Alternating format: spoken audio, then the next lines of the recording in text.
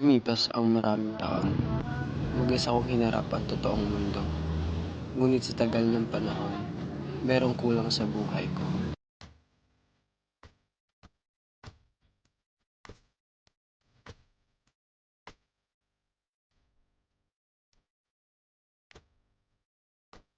Sana siya na ang bibigay ng kulay sa mundo.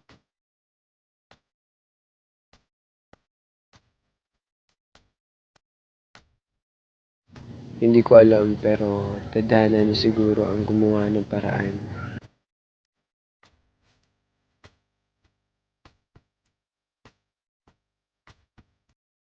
para magtagpo kaming dalawa.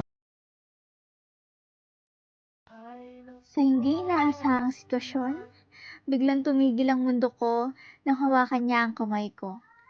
Ito na ba? Ito na ba ang matagal kong pinapanalangin sa Panginoong may kapal?